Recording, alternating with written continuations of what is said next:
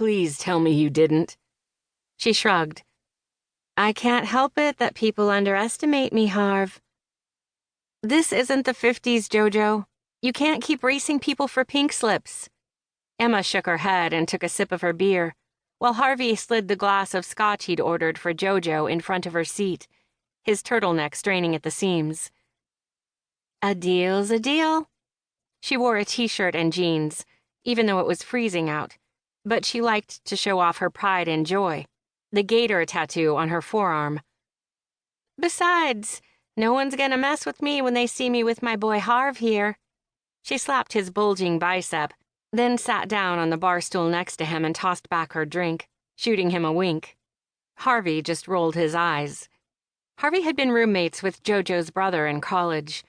After Emma had recruited him for her storm-chasing team, he'd told her he had the perfect driver in mind. Jojo Coltrane was from the Louisiana Bayou and could drive and fix anything with an engine like no one he'd ever seen. She was fearless in the face of any storm, but she was terrified of lightning.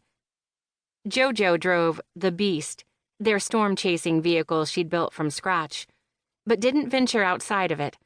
Harvey took the pictures, shot the 3D video footage, and placed the probes outside in front of the storm's path. Emma read the radar, predicted where the storms would hit, and navigated their every move. They made one hell of a team, but even Emma could admit they would get burned out if they kept up at this pace. The National Weather Service has issued a warning for a nor'easter to hit Maine in the next 2 days.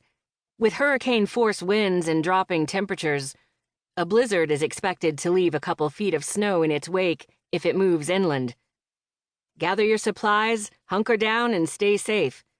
Coldwater Cove is one town I would not want to be near come this weekend. The news weatherman stated from the TV broadcast, looking grave. Emma's gaze locked on the TV screen. That storm watch just became a storm warning. You guys up for another chase?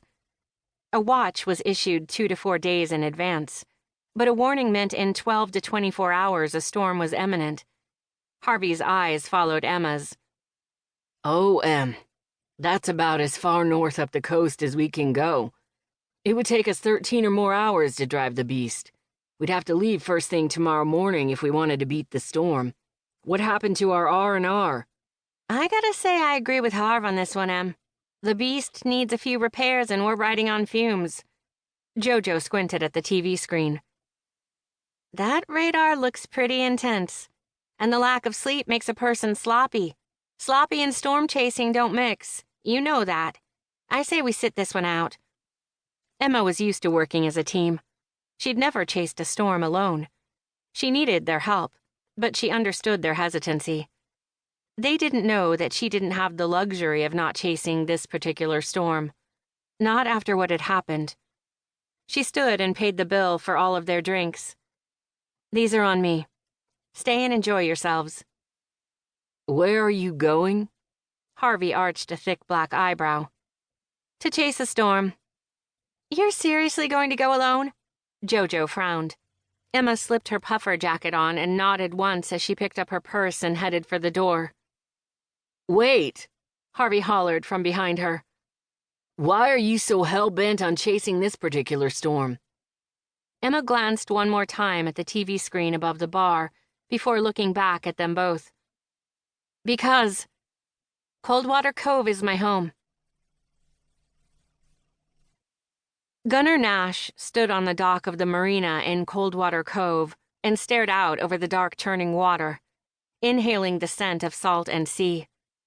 The sky was clear, but the air carried an icy chill like nothing he'd ever felt. It penetrated deep to the bone, and he welcomed the numbness that came along with that. Gunnar had been to and seen a lot of places, but there was something majestic and raw about Maine, eerie almost. The rugged coastline with jagged rocks and snow-covered forests swept down to the sea, and peninsulas reached out like crooked fingers threatening to pull you in. Cliffs that were peppered with rocky shores and dotted with lighthouses stretched along both sides of the shoreline as far as the eye could see.